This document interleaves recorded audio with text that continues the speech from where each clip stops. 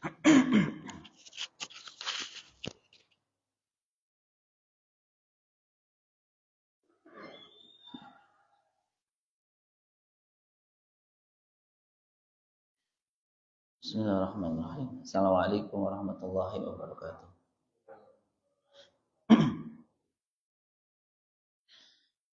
Innal hamdalillah nahmaduhu wa nasta'inuhu wa nastaghfiruh wa na'udzu billahi min shururi anfusina wa min sayyiati a'malina. Man yahdihillahu fala mudilla lahu wa man yudlil fala hadiya lahu. Asyhadu an la ilaha illallah wahdahu la syarika lahu wa asyhadu anna Muhammadan abduhu wa rasuluh. Allahumma salli wa sallim wa barik ala Muhammadin wa ala ali Muhammad. Qala Allahu azza wa jalla, ya ayyuhalladzina amanu taqullaha haqqa tuqatih wa la tamutunna illa wa antum muslimun. Ya ayyuhalladzina amanu taqullaha wa qulu qawlan sadida yuslih lakum a'malakum wa yaghfir lakum dhunubakum wa may yuti'illaha wa rasulahu faqad faza fawzan 'azima. Tsumma amma ba'du. Segala puji kita haturkan kepada Allah Subhanahu wa taala atas limpahan nikmat dan rahmatnya. Alhamdulillah, pada pagi hari yang cerah ini bersama-sama Allah Subhanahu wa taala memudahkan untuk melaksanakan kewajiban kita sebagai hamba Allah taala, melaksanakan kewajiban kita yakni untuk melaksanakan ibadah bagaimana Allah Subhanahu wa taala sampaikan dalam ayatnya yang mulia, wa ma khalaqtul jinna wal insa illa liya'budun. Dan tidaklah Allah ciptakan dua makhluk yang dinamakan al-jin wal ins, jin dan manusia, kecuali untuk beribadah kepada Allah Subhanahu wa taala. Diciptakan jin dan kemudian juga manusia, semua itu untuk mengabdikan diri kepada Allah Subhanahu wa taala, beribadah.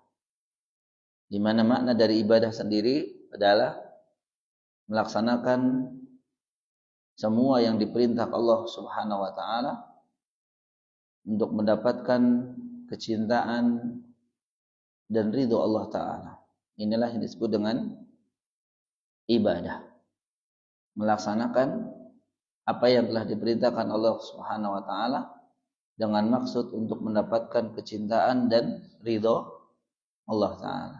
Jadi semua ibadah yang kita laksanakan, Bapak sekalian rahimakumullah, mulai dari ibadah mahdhah, ibadah mahdhah, begitu juga ibadah ghairu mahdhah. Ibadah mahdhah adalah ibadah yang tata caranya, jumlahnya, tempatnya, jenisnya sudah ditentukan oleh Allah Subhanahu wa taala. Sebagaimana kita laksanakan ibadah salat subuh di pagi hari ini. Ini termasuk ibadah mahdhah karena waktunya ditentukan oleh Allah taala. Begitu juga jumlah rakaatnya sudah ditentukan oleh Allah taala. Ya. Jadi tidak ada yang sholat subuh jam 3 malam, gitu ya. Tidak ada sholat subuh jam 8 pagi, karena waktunya telah ditentukan oleh Allah Subhanahu wa taala. Begitu juga ibadah ghairu mahdhah. Ya, ini kebalikan dari ibadah mahdhah. Ibadah ghairu mahdhah itu ibadah yang tidak ditentukan secara detail oleh Allah dan Rasulnya Sallallahu Alaihi Wasallam. Ya, misal bekerja, ya, setiap hari kita melaksanakan ritual atau aktivitas bekerja. Nah, bekerja itu bisa menjadi ibadah jika diniatkan untuk Allah Subhanahu wa taala. Ya, mengharap kecintaan, mengharap ridho dari Allah Subhanahu wa taala semata, itu menjadi ibadah. Termasuk di pagi yang mulia ini, alhamdulillah Allah mudahkan kita diberikan kemudahan olehnya untuk bermajelis ilmu. Bermajelis ilmu juga termasuk ibadah yang agung. Ya, karena majelis ilmu atau menuntut ilmu itu termasuk perintah Allah Subhanahu wa taala. Perintah Allah Subhanahu wa taala. Thalabul ilmi fardhatun ala kulli muslim atau kama qala sallallahu alaihi wasallam. Menuntut ilmu itu wajib bagi siapa? Bagi semua yang merasa dirinya sebagai seorang muslim. Hadis ini sahih. Ini menunjukkan bahwa menuntut ilmu termasuk perintah Allah. Sehingga ketika kita melaksanakan satu perintah Allah, yaitu menuntut ilmu ini, pastinya kita mengharapkan kecintaan dan ridho dari Allah Subhanahu wa taala. Inilah ibadah.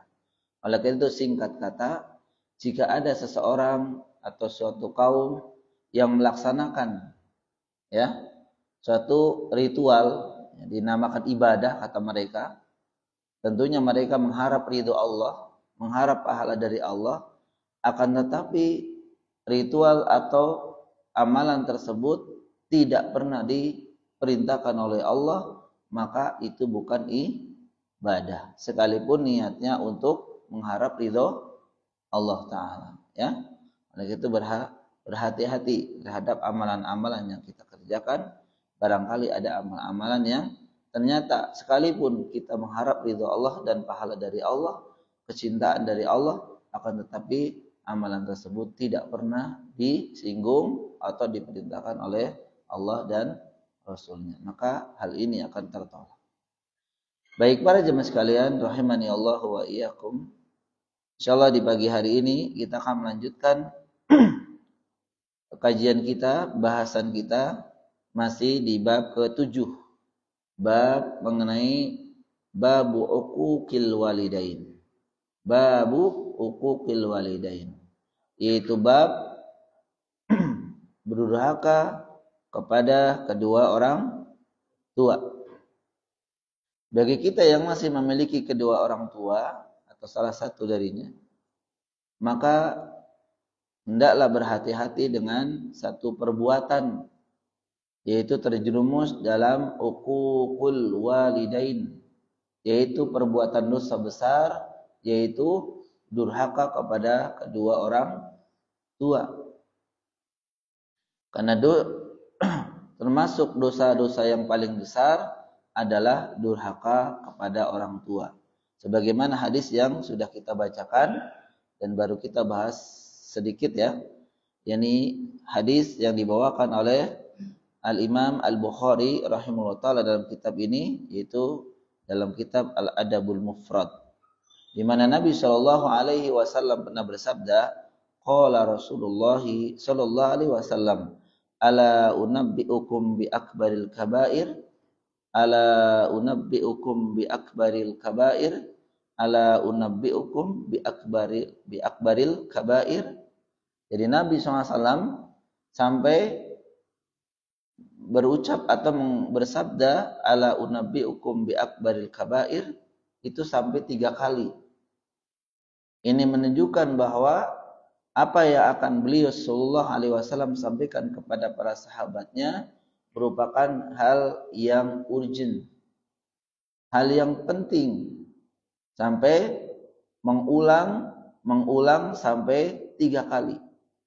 Maukah kalian saya kabarkan dosa-dosa yang paling besar, dosa-dosa yang termasuk dosa paling besar? Ini sampai Nabi SAW menyampaikan 3 kali kepada para sahabatnya. Maukah kalian saya kabarkan, saya beritahu tentang dosa-dosa yang termasuk dosa-dosa paling besar? Qalu, maka para sahabat, ini gayung bersambut. Ketika Nabi SAW bersemangat ingin menyampaikan satu pelajaran, satu faidah, satu ilmu, maka disambut oleh para sahabatnya radhiyallahu anhum ajmain. Nah, inilah dua ya, dua kubu yang menyampaikan dan yang disampaikan itu sama-sama memiliki ghirah dalam ilmu, memiliki semangat dalam menyampaikan, begitu juga menerima ilmu. Ya, apa yang mereka katakan para sahabat Nabi SAW? Qalu bala ya Rasulullah. Ya, kalau bahasa kita, tentu ya Rasulullah, tentu, saya mau. Dikabarkan atau diberitakan satu ilmu, yaitu dosa-dosa yang paling besar. Nah, dari sini kita juga seharusnya mencontoh bagaimana ketika Nabi SAW menyampaikan sesuatu ilmu kepada orang lain, itu begitu semangatnya. Begitu juga kita ketika ingin menyampaikan kebaikan, menyampaikan ilmu kepada orang lain, terutama kepada keluarga kita sendiri, istri dan anak-anak kita, maka jangan main-main. Harus dilakukan dengan semangat, memberitahukan dan mengkhabarkan kepada mereka tentang kebaikan, ya, terutama kepada putra-putri kita. Ketika kita mendapatkan ilmu, maka kita sampaikan dengan semangat kepada putra-putri kita, ya, bukan disambil dengan canda. Kalau dengan masalah ilmu harus semangat, harus serius. Itu menunjukkan bahwa seriusnya kita untuk menyampaikan ilmu tersebut karena memang originnya ilmu tersebut untuk anak-anak kita. Ilmu tentang akhlak misalkan, ilmu tentang adab misalkan, ilmu tentang bermuamalah, kemudian juga masalah ibadah, masalah akidah, hal yang terpenting. Jadi kalau anak-anak kita sudah melanggar atau keluar dari aturan agama ini, segera kita beritahu, segera kita berikan wejangan kembali agar mereka kembali kepada kebenaran.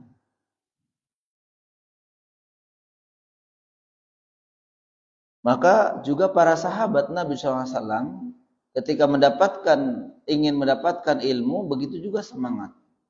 Nah, ini juga harus kita laksanakan, Bapak, para jamaah sekalian rahimakumullah.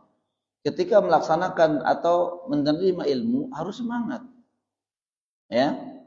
Misalkan dalam kajian, ya, harus disertai dengan semangat. Tidak disertai dengan misalkan melakukan hal-hal yang menyibukkan diri dari menuntut ilmu, ya, dari menuntut ilmu. Harus semangat dalam menuntut ilmu. Jangan yang penting datang, ya, yang penting hadir. Jangan, ya, karena tentu Allah Subhanahu Wa Taala melihat kesungguhan kita. Man jadda wajada. Ini bukan hadis, ya, tapi ini semangat, penyemangat dari perkataan orang-orang Arab. Man jadda wajada. Barang siapa yang giat, semangat, pasti dialah yang dapat. Atau kalau kita artikan dengan kata yang mirip, barang siapa yang nanam, dia akan panen, ya. Allah akan melihat kesungguhan dari orang-orang yang menuntut ilmu dengan orang-orang yang hanya sekedar menuntut ilmu. Sebagaimana kita sampaikan di awal tentang biografi muallif, penulis buku ini, yaitu Al-Imam Al-Bukhari rahimahullah ta'ala. Di awal-awal kita sampaikan bagaimana beliau semangatnya dalam menuntut ilmu. Semangatnya dalam menuntut ilmu. Bahkan beliau lakukan dari usia yang sangat muda. Ya, di usia 12 tahun kalau tidak salah. Al-Imam Al-Bukhari rahimahullah ta'ala sudah duduk di majelis para ulama ahlul hadis. Masya Allah, ya, duduk di majelis ahlul hadis. Nah, ini luar biasa. Getolnya, semangatnya beliau dalam menuntut ilmu syar'i. Ya. Qala sallallahu alaihi wasallam, maka Nabi sallallahu alaihi wasallam bersabda atau ingin memberitahukan apa yang telah ingin beliau sampaikan, yaitu al-isyraku billah. Dosa yang paling besar, dosa di antara dosa-dosa yang paling besar di antaranya adalah beliau sampaikan. Yang pertama adalah dosa menyekutukan Allah Subhanahu wa taala. Wa uququl walidain. Dan ternyata yang kedua disebutkan oleh Nabi Muhammad SAW setelah berbuat kesyirikan kepada Allah taala, waliyadzubillah, maka dosa yang kedua, dosa besar yang kedua adalah durhaka kepada kedua orang tua. Wa jalasa wa kana muttaqian. Jadi Nabi Muhammad SAW kemudian duduk, yang sebelumnya beliau itu tegak duduknya. Ya. Ala qauluz zur. Kemudian Nabi Muhammad SAW melanjutkan sabdanya, yakni kemudian jauhilah kalian tentang perkataan dusta. Perkataan dusta. Dari hadis yang mula ini sudah kita singgung di pertemuan sebelumnya, ya. Sudah kita singgung di pertemuan sebelumnya, yakni ada tiga, yakni dosa-dosa yang disampaikan oleh Nabi Muhammad SAW di hadis yang mula ini. Ternyata dosa yang paling besar di antara dosa-dosa besar yaitu al-isyraku billah, yaitu dosa berbuat kesyirikan kepada Allah Subhanahu wa taala. Di mana syirik, ya, berbuat atau menyekutukan Allah itu artinya atau maknanya an yattakhidha ma'allahi ta'ala ma'budan. Yani yang disebut dengan syirik itu adalah menjadikan bersama Allah atau selain Allah itu dalam sesembahan. Jadi yang disebut syirik itu cara gampangnya dia menyembah Allah, begitu juga dia mengikutkan lainnya juga disembah. Jadi nyembahnya bukan hanya Allah semata, tapi mengambil selain Allah, bahkan diambil dari makhluk-makhluk Allah itu sesembahan bersama Allah. Jadi Allah masih tetap disembah, Allah tetap disembah. Namun dalam satu sisi yang lain nanti dia menyembah selain Allah dari makhluk-makhluknya, baik bentuknya matahari, bulan, gunung, pohon, batu, kuburan, dan selainnya.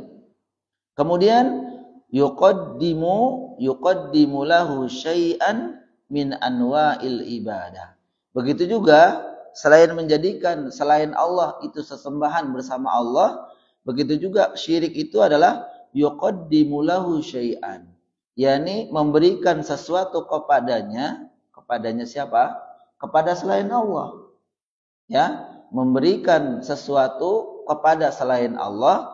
Apa yang diberikan kepada selain Allah itu min anwa'il ibadah, yaitu yang diberikan adalah sesuatu yang berkenaan dengan ibadah. Sedangkan kita tahu ibadah itu hanya semata diberikan kepada Allah Subhanahu wa taala. Namun jika dia selain memberikan kepada Allah taala kemudian memberikan dalam masalah ibadah itu kepada selain Allah, nah ini yang disebut dengan kesyirikan. Masalah-masalah ibadah tentu kita sudah tahu para jamaah sekalian, ya. Di antaranya ibadah itu misalkan ya salat. Ya, salat. Kalau ada orang salat kemudian diberikan kepada selain Allah, karena ibadah, salat adalah ibadah yang seharusnya ditujukan untuk Allah Subhanahu wa taala semata. Namun kalau ada orang salat kemudian ditujukan kepada selain Allah, maka ini namanya syirik. Kemudian disebut dengan ibadah juga doa. Ad-du'a'u huwal ibadah. Atau fima ma'na. Doa itu adalah ibadah. Sehingga doa karena itu ibadah adalah perintah Allah harus ditujukan hanya semata kepada Allah Ta'ala. Namun jika ada seseorang yang memberikan doanya atau dia meminta atau berdoa kepada selain Allah, maka dia telah berbuat kesyirikan. Ya. Karena doa itu ibadah dan ibadah hanya kepada Allah. Maka jangan sekali-kali seseorang memberikan doanya kepada selain Allah Ta'ala. Emang ada Ustaz orang yang memberikan atau berdoa kepada selain Allah? Ada tidak Pak? Banyak. Meminta sesuatu yang hanya Allah Subhanahu wa taala yang berhak, hanya Allah Subhanahu wa taala yang mampu, hanya Allah Subhanahu wa taala yang bisa melakukannya, namun diberikan kepada selain Allah. Nah, ini kan berarti dia mempercayai ada zat selain Allah yang bisa menolongnya. Contohnya apa? Berdoa meminta keselamatan. Berdoa meminta keselamatan murni hanya kepada Allah Subhanahu wa taala saja. Tidak boleh diberikan kepada selainnya. Ya. Oleh karena itu ketika kita berangkat mengantar sekolah maksudnya, kemudian berangkat kerja atau kemana saja, maka sebelum kita meninggalkan rumah kita berdoa apa? Bismillahi tawakkaltu 'alallahi la haula wala quwwata illa billah. Ini bentuk satu doa penyerahan diri kita bukan kepada selain Allah. Bismillahi, dengan menyebut nama Allah. Tawakkaltu, saya menyerahkan diri, saya bertawakal. Kepada siapa? Allah. Saya bertawakal kepada Allah. Saya bertawakal kepada Allah Subhanahu wa taala. Jadi kita tidak boleh menyerahkan diri kepada selain Allah, dan tawakal juga termasuk ibadah. Kalau ada orang-orang yang menggantungkan dirinya keselamatan atau madharat, terhindarnya madharat kepada selain Allah, berarti dia menyerahkan tawakalnya kepada selain Allah. Contoh, ada orang yang memiliki jimat misalkan. Memiliki apa? Jimat misalkan.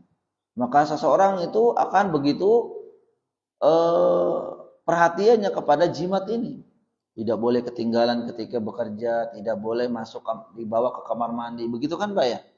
Artinya apa? Dia menyerahkan hatinya, menuangkan hatinya kepada si benda ini. Nah, ini termasuk bagian dari kesyirikan. Ya. Begitu juga doa-doa yang lain. Ada orang yang meminta kepada kuburan. Meminta kepada penghuni kubur. Termasuk kepada penghuni kubur, yaitu Nabi SAW. Ya, dan saya sering mendapatkan ketika saya ziarah ke makam Nabi SAW, banyak dari jamaah-jamaah umrah atau haji yang mereka berdoa meminta kepada Nabi SAW. Dan ini merupakan kesyirikan, walaupun yang diminta siapa? Orang yang paling mulia di muka bumi ini, itu Nabi SAW. Tidak boleh. Ya, alhamdulillah diberikan penjagaan, dijaga di makam Nabi SAW itu dijaga. Kalau ada orang yang sengaja berdoa kepada makam Nabi SAW, maka dilarang di sana. Berdoa itu kepada Allah Subhanahu wa taala. Ya, ud'uni astajib lakum. Allah Subhanahu wa taala yang memerintahkan langsung, berdoalah kalian kepadaku, niscaya Allah akan ijabahi. Jadi jangan meminta sesuatu yang menjadi hak prerogatif Allah kepada selain Allah. Meminta jodoh, meminta rizki, meminta keselamatan, dihindarkan dari mudarat, ya, meminta kesuksesan, meminta rizki dan seterusnya. Semua itu hak Allah Subhanahu wa taala, tidak boleh diberikan kepada selainnya. Jika ada orang yang meminta sesuatu yang tadi kita sebutkan, ya, kepada selain Allah Subhanahu wa taala, maka ini sudah masuk ranah kesyirikan, walaupun mereka tidak mengakui. Bahkan mereka mengakui bahwa kita masih berdoa kepada Allah kok. Betul, ketika dia berdoa kepada Allah bukan termasuk kesyirikan. Namun satu sisi dia berdoa kepada selain Allah. Nah, ini termasuk kesyirikan. Ini memberikan kepada selain Allah sesuatu yang berhubungan dengan ibadah. Dan ibadah bukan hanya yang kita sebutkan tadi ya. Termasuk tawakal, takut, sedekah, ya. Sedekah, terus kemudian nazar. Banyak ya masalah-masalah ibadah yang tidak boleh diberikan kepada selain Allah Subhanahu wa taala. Harus semata diberikan kepada Allah taala. Ini dosa yang pertama, yaitu dosa kesyirikan. Dosa apa? Kesyirikan. Kemudian yang kedua, kata Nabi SAW, wa uquqil walidain. Wa uququl walidain. Dosa yang besar dan paling besar juga setelah Nabi SAW menyebutkan adalah dosa kesyirikan, maka yang kedua dosa berbuat durhaka kepada kedua orang tua. Nah, dengan ini para jamaah sekalian rahimakumullah, Nabi SAW menyebutkan dosa Uququl walidain termasuk dosa paling besar juga. Ya, dosa paling besar, durhaka kepada kedua orang tua.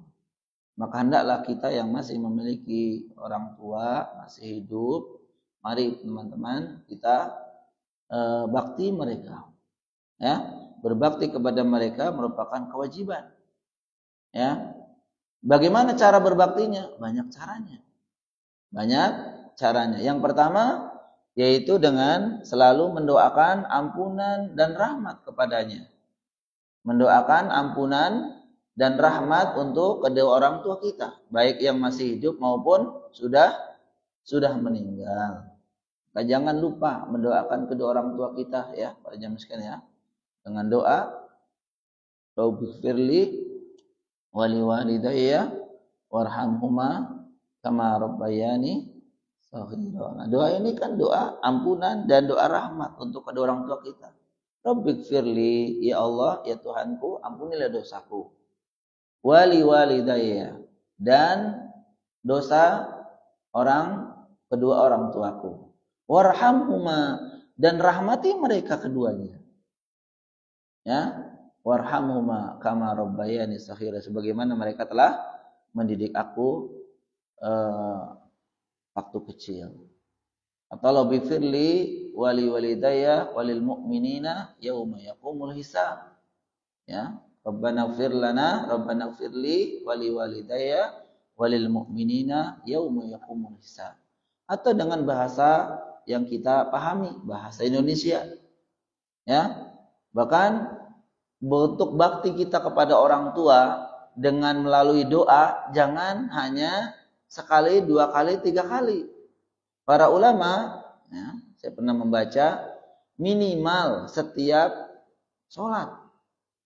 Ya, kalau setiap sholat berarti berapa kali Pak? Sehari 5 kali. Namun kalau sholat saja tidak pernah mendoakan kedua orang tua, bagaimana di kesempatan-kesempatan yang lain? Ya, mendoakan kedua orang tua. Kemudian berbakti kepada orang tua yang kedua, caranya juga dengan banyak beramal soleh, para jamaah sekalian. Banyak beramal soleh. Apa hubungannya amal soleh kita dengan kedua orang tua? Para ulama menjelaskan bahwa satu di antara kesolehan anak, satu di antara bentuk kesolehan anak kepada orang tua adalah beramal soleh. Sehingga ketika anak soleh, tentunya itu bagian dari doa siapa? Orang tua ya. Ketika anak soleh itu pastinya orang tua lah yang pertama mendoakannya. Sehingga ketika anak-anaknya soleh, itu berarti berkat dari doa orang tua. Maka ketika anak-anaknya banyak beramal soleh, maka insya Allah amal kebaikan dari anak-anak itu juga didapatkan oleh orang tua. Jadi ketika orang tua kita sudah meninggal, mungkin ada yang bingung bagaimana cara berbuat baik kepada kedua orang tua. Maka di antaranya itu kita beramal soleh, kita taat, kita giat dalam beribadah.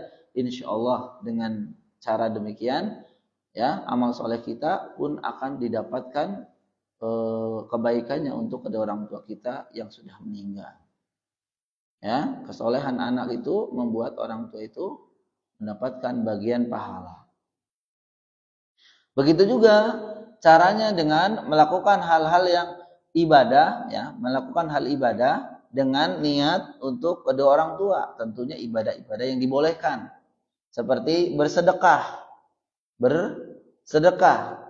Jadi ketika orang tua kita sudah meninggal atau bahkan belum, ketika kita bersedekah bisa juga meniatkan untuk kedua orang tua kita. Bersedekah. Jadi misalkan Bapak mengeluarkan sedekah, kemudian meniatkan untuk kedua orang tua. Ya, secara khusus boleh atau secara umum boleh. Maksudnya adalah, ya Allah sedekah ini dariku dan dari orang tuaku. Misalkan. Secara umum semua keluarga didoakan. Tapi kalau secara khusus ini diberikan untuk siapa? Untuk orang tua saya yang sudah meninggal atas nama mereka, itu juga boleh. Sedekah. Ya. Kemudian yang kedua, juga melakukan amal ibadah yang dibolehkan untuk orang tua. Ya, di antaranya adalah melaksanakan ibadah-ibadah ibadah ke tanah haram. Umrah dan haji itu juga boleh jika dia sudah pernah melaksanakan ibadah umrah, dia sudah pernah melaksanakan ibadah haji, maka ketiga kalinya dia bisa meniatkan untuk kedua orang tuanya. Ya, untuk diniatkan untuk kedua orang tuanya. Ya, atau membadalkan baik dirinya atau orang lain yang membadalkan untuk kedua orang tua. Ya, itu diantara bentuk-bentuk amal birrul walidain. Baik orang tuanya masih ada, begitu juga ketika sudah meninggal. Nah, mulianya kita berbakti kepada orang tua, maka termasuk dosa besar durhaka kepadanya.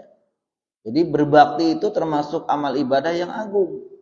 Maka demikian juga sebaliknya, durhaka kepada orang tua juga termasuk hal yang dosa besar.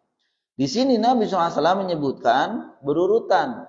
Dosa yang paling besar adalah al-isyraku billah, kemudian wa uququl walidain. Maka ini juga senada ya dengan perintah Allah Subhanahu wa taala dalam Al-Qur'an, ketika Allah Subhanahu wa taala memerintahkan kepada kita untuk birrul walidain, ternyata Allah sebutkan birrul walidain, perintah birrul walidain setelah perintah mentauhidkan Allah. Wa qadha rabbuka alla ta'budu illa iyyahu wa bil walidaini ihsana. Nah ini ya. Dan Allah telah mewajibkan apa? Alla ta'budu, janganlah, atau memerintahkan janganlah kalian menyembah ya kecuali kepadanya saja, kecuali kepada Allah saja. Nah, ini perintah tauhid. Perintah untuk mentauhidkan, menunggalkan Allah dalam ibadah. Kemudian setelah ini Allah perintahkan apa? Wabil walidaini ihsana. Dan berbuat baiklah kalian kepada kedua orang tua. Jadi Allah memerintahkan di surat Al-Isra, kalau tidak salah ya, di surat Al-Isra ayat 23 ini, Allah perintahkan yang pertama adalah perintah untuk mentauhidkan Allah dalam ibadah. Kemudian setelah Allah menyebutkan perintah yang paling agung ini, ternyata perintahnya adalah wabil walidaini ihsana. Berarti perintah berbakti kepada orang tua termasuk perintah yang agung pula. Begitu juga ketika Nabi SAW memberitahukan dosa-dosa yang termasuk dosa paling besar, ternyata ketika Nabi SAW setelah menyebutkan al-isyraku billah, begitu juga yang kedua disebutkan wa uququl walidain. Ya, oleh karena itu teman-teman berhati-hatilah dengan satu dosa ini. Karena para ulama menyebutkan sampai mereka bersumpah demi Allah, manakala seorang anak durhaka kepada orang tua, maka hidupnya tidak akan ada keberkahan. Hidupnya tidak akan ada kebaikan. Ya. Coba anak yang sering membentak orang tua, anak yang menghardik orang tua, anak yang bahkan sekarang itu ada berita-berita viral yang mudah-mudahan itu bohong ya. Berita viral apa Pak? Yang mungkin Bapak juga pasti update, yaitu ada anak yang menitipkan ibundanya di panti jompo. Menitipkannya begitu saja tanpa memberikan perhatian, sering ditengok. Tidak ada.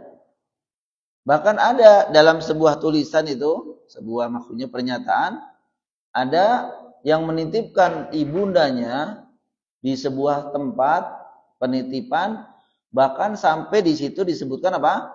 Jika orang tuanya meninggal tidak perlu untuk dikabari.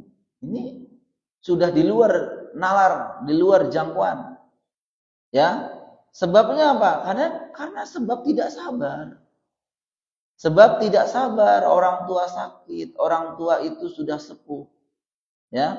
Dan anak-anaknya yang disayangkan lagi bukan cuma satu, anak-anaknya lebih dari satu, bisa 2, bisa 3, bisa 4, dan mereka sepakat Ini sepakat dalam kebatilan, sepakat dalam keburukan. Yaitu apa? Sepakat menitipkan ibundanya di tempat pengasuhan, bahkan di situ disebutkan apa? Tidak usah atau tidak perlu memberitahu jika orang tua meninggal dan langsung dikuburkan di tempat. Ini sudah di luar nalar pada zaman sekarang. Ingat, ibunda kita ketika mengurus anak-anaknya, bisa 4, bisa 5, bisa 6, bahkan lebih dari itu dengan sabarnya ya para jamaah sekalian. Dengan sabarnya ibunda kita itu merawat. Sekarang gantian, ibundanya cuma satu, yang merawat itu anak-anaknya. Kok tidak sanggup? Ada yang alasan karena kerjaan. Ya, semulia apakah pekerjaan dibanding dengan kasih sayang ibunda? Ya, semulia apakah pekerjaannya? Bahkan sebagian ulama mewajibkan jika memang pekerjaannya itu menghalangi dari ketaatan kepada Allah dan Rasulnya dan kepada kedua orang tua, itu lebih baik ditinggalkan. Mana ada cerita orang yang memiliki anak yang katanya sukses dunia, yang satu di luar negeri di Jerman atau di mana katanya, yang satu lagi di benua Eropa, yang satu lagi di apa. Kenyataannya apa? Di masa-masa tuanya tidak ada satupun anak yang mengunjunginya. Bahkan ada satu kabar berita pasangan suami istri meninggal di kamar di rumahnya, tidak terdeteksi oleh warga. Karena anak-anaknya tidak ada yang tahu. Ini banyak anak-anak yang ego dengan pekerjaan misalkan, dengan kedudukan sekarang. Dia lupa apa yang sudah dia raih itu salah satunya doa dari siapa? Dari orang tua, dari kedua orang tua. Dan saya yakin orang tua, kita juga sudah jadi orang tua, menginginkan anak-anaknya sukses itu bukan hanya dunia saja, tapi juga akhirat. Maksudnya apa? Ya, mereka bekerja di tempat-tempat yang luar biasa. Tapi juga bakti mereka kepada kita juga harapkan. Kan begitu ya para jamaah sekalian. Kita bukan cuma bangga, wah anak saya, putra saya, putri saya kerja di satu tempat ini. Mungkin diitasi pemerintah yang beruang, yang banyak uangnya di sana. Tapi ketika dihubungi, ketika di WA misalkan, ketika kita sakit, kita butuh bantuan, apa jawaban dia? Maaf mah, sibuk saya. Ini sudah berarti ada yang salah kaum muslimin rahimakumullah. Ya. Uququl walidain. Banyak anak-anak sekarang yang demikian. Ya. Sampai menitipkan orang tuanya di panti jompo. Ini agak mending dititipkan itu berarti didawat. Ada juga yang diusir. Anak-anak mengusir orang tuanya. Faliyadzubillah. Sampai orang tua, sampai berjalan, pinggir jalan, sampai meminta-minta. Ya, sampai minta-minta. Anak-anaknya tidak peduli dengan orang tuanya. Dan ini sudah banyak terjadi. Mereka angkuh ketika mereka sudah berhasil. Mereka kurang sabar, bahkan tidak sabar merawat kedua orang tuanya. Sedangkan uququl walidain itu termasuk dosa yang paling besar juga. Kemudian yang ketiga adalah berkata dusta. Berkata dusta atau kedustaan. Azur bimana al-kadzib. Yaitu perkataan dusta itu maknanya adalah kebohongan. Kebohongan. Wa syahadatuz zur min asna'il kadzib. Dan persaksian dusta itu termasuk seburuk-buruk kebohongan, ya, kedustaan. Jadi di antara yang disebutkan di hadis ini dimaknai yaitu persaksian dusta. Bahkan persaksian dusta, menjadi saksi dusta itu termasuk perkara yang paling buruk, seburuk-buruknya kebohongan. Ya. Bukan hanya di pengadilan, di kita juga. Ya. Lima fiha minadz-zulmi fasyahiduz zur. Kenapa?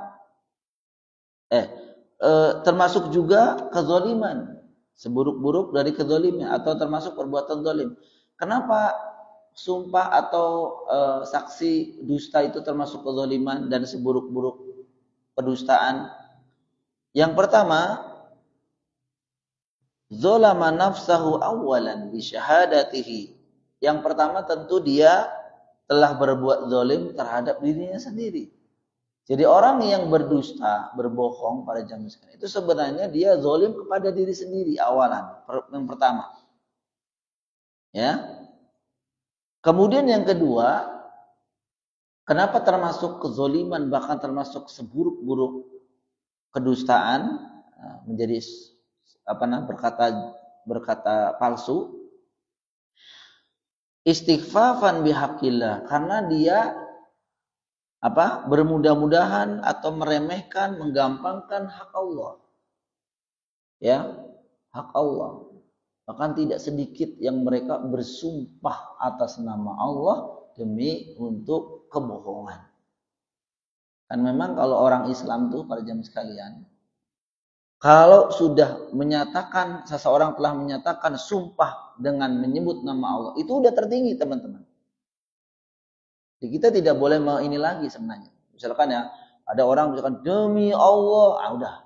Dia udah mengambil siapa? Allah menjadi saksi. Ini udah tingkat tertinggi. Walaupun kebanyakan orang sekalipun bersumpah menyebut nama Allah tetap bohong. Nah, itu urusan dia sama Allah. Urusan dia sama Allah Subhanahu wa taala. Tapi ketika ada orang sudah menyatakan demi Allah, udah itu udah paling tinggi itu. Kita tidak boleh membantah lagi. Walaupun di sana bohong. Dan itu yang terjadi. Makanya jangan bermudah-mudahan untuk bersumpah dengan menyebut nama Allah. Terutama siapa? Pedagang. Pedagang itu gampangnya menyebut nama Allah. Demi Allah, modalnya aja nggak nyampe, kata kita. Demi Allah, cuma ngambil goceng. Demi Allah, tadi ada aja yang nawar 40.000. Ini ditawar 25. Siapa lagi yang nawar 40.000 tadi? Jadi mereka tuh demi Allah hanya untuk melariskan dagangannya. Demi Allah hanya untuk meyakinkan apa yang dikatakannya. Tidak menyadari bahwa ketika dia mengambil nama Allah sebagai saksi, kan sebagai saksi itu urusannya berat di sisi Allah Subhanahu wa taala di akhirat. Jadi jangan bermudah-mudahan bersumpah dengan menyebut nama Allah. Ya. Maka ketika ada orang yang bersumpah palsu sekalipun dia menyebut nama Allah, dia sebenarnya zalama nafsahu awalan. Sebenarnya dia bukan berzalim kepada orang lain. Dia sebenarnya menzalimi diri sendiri. Menjerumuskan diri dalam perbuatan dosa. Karena dia berkata yang tidak semestinya. Begitu juga termasuk zuliman yang besar, bahkan dosa yang besar, tahfifan bihaqqillah, karena dia menggampangkan, meremehkan hak Allah. Kalau sudah menyebut nama Allah, itu berarti sudah mengambil nama Allah, mencatut nama Allah. Kita saja deh teman-teman ya, kita saja misalkan ada orang misalkan yang melakukan hal yang mungkin buruk ya. Tahu-tahu dia bilang, oh tapi kata Ustaz Yudi. Sedangkan saya nggak pernah ngomong. Saya marah nggak Pak? Ya marah lah, saya dicatut namanya gitu ya. Gitu. Ini yang dicatut bukan orang, langsung zat yang menciptakannya. Itu Allah Subhanahu wa taala. Ini berat urusannya. Ya. Berat. Kemudian juga yang kedua, termasuk perbuatan dosa besar, yaitu berdusta dalam saksi. Wa asaa ila man syahidalahu zuran. fa aqsabahu malan haraman. Nah, ini para jamaah sekalian rahimakumullah. Begitu juga ketika dia itu berbohong dalam saksi, dalam menjadi saksi, berbuat bohong dalam perkataan dalam menjadi saksi terhadap apa yang ia lihat, ya. Maka fa'aqsabahu malan haraman. Dia akan mendapatkan mal. Ya, biasanya kan memang orang seperti itu kalau memang sudah, apalagi menjadi pekerjaannya, sudah menjadi pekerjaannya, yaitu apa? Menjadi saksi. Walaupun dia nanti akan meloloskan kebohongan dan dapatkan harta, mendapatkan apa? Penghasilan yang banyak, namun ternyata hasil yang didapatkan itu termasuk harta yang haram. Iya, oleh karena itu teman-teman rahimakumullah, bukan hanya ini sebenarnya. Apapun harta yang haram, bagaimana Nabi SAW sampaikan dalam sebuah hadis, fima makna, tidak layak bagi orang yang ya makan dengan makan yang haram kecuali dia tempatnya di api neraka. Fima makna. Demikian para jamaah sekalian. Jadi kita harus hati-hati. Nah, termasuk hal yang haram juga, maksudnya harta yang haram, dia menjadi sumpah yang palsu. Ya, sumpah yang palsu.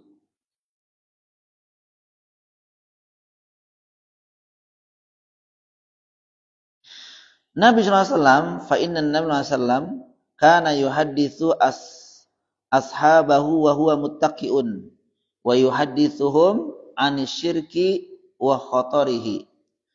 Bahwa Nabi SAW ketika menyebutkan dosa syirik tadi, kemudian Nabi dalam keadaan tegak ya para jamaah sekalian ya. Ini menyebut wa an uquqil walidain, dan begitu juga beliau SAW ketika menyebutkan tentang dosa besar yaitu uququl walidain dalam keadaan apa? Dalam keadaan tegak begini, ya. Ini menunjukkan bahwa apa yang disampaikan oleh Rasulullah SAW itu hal yang muhim, penting juga. Ya, hal yang penting. Kan kalau teman-teman kita kalau menyampaikan kepada anak, kalau hal yang penting itu kan semangat begini. Sini, Dek, sini. Itu kan? Saya mau ngomong sama kamu. Coba kalau ngomongin sambil lesehan gitu. Kayaknya main-main ya. Tapi kalau sini, duduk. Nah, ini menunjukkan apa? Menunjukkan apa yang ingin disampaikan adalah sesuatu yang penting. Begitu juga ketika Nabi SAW menyebutkan tentang apa? Tentang dosa besar atau syirik dan uququl walidain, berarti dua hal ini termasuk hal yang begitu juga menyebutkan tentang kedustaan. Ya. Oleh karena itu dalam hadis yang mulai ini bisa diambil pelajaran para jamaah sekalian rahimakumullah. Yang pertama, subutu inkisamiz dzunubi ila saghairi wa kabair. Jadi ternyata dosa-dosa itu ada dosa yang kecil, ada dosa yang besar. Ya, dosa itu ternyata ada dosa kecil, ada dosa yang besar. Dari itu kita sering mendengar pada zaman sekarang ya. Kemarin misalkan kita disyariatkan, disunahkan untuk saum apa? Asyura. Ya kan? Puasa di tanggal 10 Muharram yang manfaatnya, faidahnya adalah menghapus dosa-dosa setahun yang lalu. Dosa yang dimaksud ini dosa kecil pada jemaah sekalian. Bukan dosa besar. Kalau dosa-dosa besar seperti dosa syirik kalau taubat. Tapi kalau dosa-dosa kecil ya, itu bisa diampuni dengan puasa kemarin Asyura atau mungkin puasa Arafah kemarin juga. Ya, setahun yang lalu, setahun yang akan datang.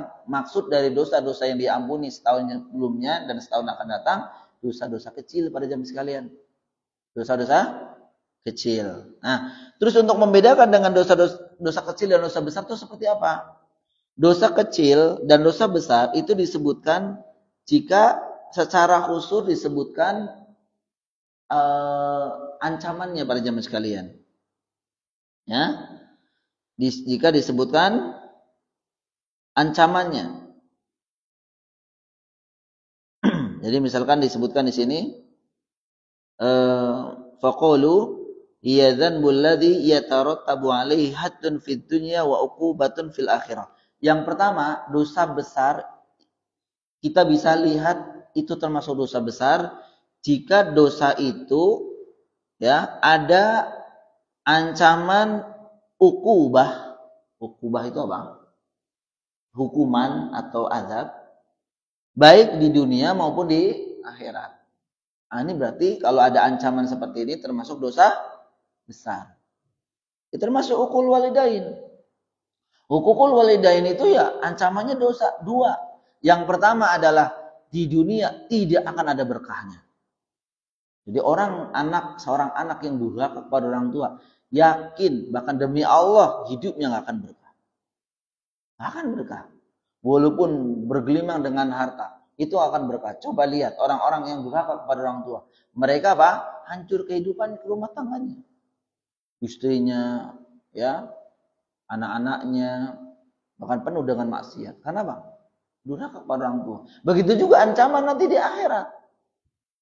Ya, akan dimasukkan ke dalam api neraka. Nah, kalau ancaman uqubatu fid dunya wa uqubatu fil akhirah berarti menunjukkan ini dosa besar, apalagi syirik. Dosa kesyirikan apalagi dosa yang paling besar, a'zamu dzunub, a'zamu minaz dzunub. Termasuk dosa yang paling besar itu kesyirikan. Ini ancamannya dunia dan akhirat. Di dunia ya banyak, tidak diterima amalnya. Di akhirat neraka selama-lamanya. Kemudian juga awidzanbu alladhi yuhtamu bila'natin aw ghadabin. Dosa termasuk dosa besar jika di sana ada laknat. Jadi kalau seseorang yang melakukan ini akan dilaknat oleh Allah dan Rasulnya, itu dosa besar berarti. Contohnya apa? Contoh misalkan Allah melaknat orang yang bergaya seperti perempuan atau perempuan yang bergaya seperti laki-laki. Ini dilaknat, berarti dosa besar itu. Hati-hati makanya kalau ada istri pengennya potongnya cepat, ya, pengennya kemana-mana pakai pakaian laki-laki. Ini bahaya, nggak boleh.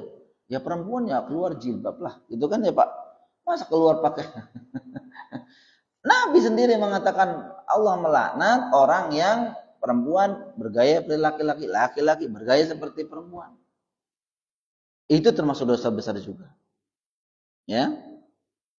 Dan seterusnya yang memang disebutkan oleh para ulama termasuk dosa-dosa besar. Kemudian saya sedikit ya tambahin. Faedah dari hadis ini istihbabu i'adatil kalam salasan wal mau'idati litufhama. Disunahkan atau dicintai atau disukai ketika menyampaikan kebaikan itu diulang sampai 3 kali. Diulang sampai 3 kali. Jadi kalau kita menyampaikan kepada istri anak kita sesuatu kebaikan diulangi 3 kali. Agar apa? Ini menunjukkan keseriusan yang disampaikannya atau yang menyampaikannya. Atau berulang-ulang lah. Kalau kita lihat anak salah, benerin. Kok besok salah lagi? Benerin lagi. Jadi bukan, kemarin kan saya udah katakan, udah saya nggak mau ngomong lagi. Jangan. Terus, kasih kebaikan itu terus. Apalagi anak pada zaman sekarang, anak tuh ibarat gelas masih kosong ya pada zaman sekarang. Ya kan? Anak-anak kita itu ibarat gelas masih kosong. Ketika nanti di luar diisi apa? Oh salah. Kita yang benerin. Jadi jangan bilang, "Cuk, capek saya benerin kamu." Nggak ada bilang kata seperti itu. Memang tugas kita adalah untuk mendidik anak-anak kita kan. Karena tidak ada anak satupun yang keluar maksud lahir ya. Dilahirkan tuh udah pinter, akhlaknya baik. Ada nggak? Ya nggak ada. Gitu kan? Nggak ada. Langsung pinter baca Al-Quran. Terus kita kerjanya apa nanti kalau seperti itu? Nggak ada. Jadi kalau ada anak begini, itu memang tugas kita pada zaman sekarang. Ya, makanya ada mengatakan aku bosan ngomong sama kamu. Itu sebenarnya salah. Capek saya ngomong kebenaran, nggak boleh seperti itu. Memang demikian lah, namanya anak. Ingat kita nggak ketika kita dulu kecil? Kita juga dikasih sama orang tua, dikasih tahu kebaikan orang tua berapa kali? Bisa 10 kali baru liyufhama. Baru apa? Baru paham. Ya. Maka disunahkan untuk mengucapkan atau memberikan ketika memberikan sesuatu, mengucapkan sesuatu 3 kali. Untuk litufhama, untuk ya bisa paham, lebih paham. Terus kemudian at-tarhibu syadidu min uquqil walidain wa qauliz zur. Yaitu ancaman berat ya tentang dosa uququl walidain, yaitu durhaka kepada orang tua, begitu juga berkata dusta. Kemudian yang terakhir uququl walidain min kabairil ismi. Jadi berbuat durhaka kepada orang tua termasuk bagian dari dosa yang paling besar. Wallahu a'lam bishawab. Ini yang bisa saya sampaikan di hadis ke-15 ya. Insyaallah ketemu lagi di bulan depan ya. Tapi sepertinya bulan depan saya izin ya para jamaah sekalian. Bulan depan minggu ketiga itu di hari tanggal 17 ya. Iya, tanggal 17 ya. Dan saya izin karena tanggal 17 sepertinya saya masih di Haram ya.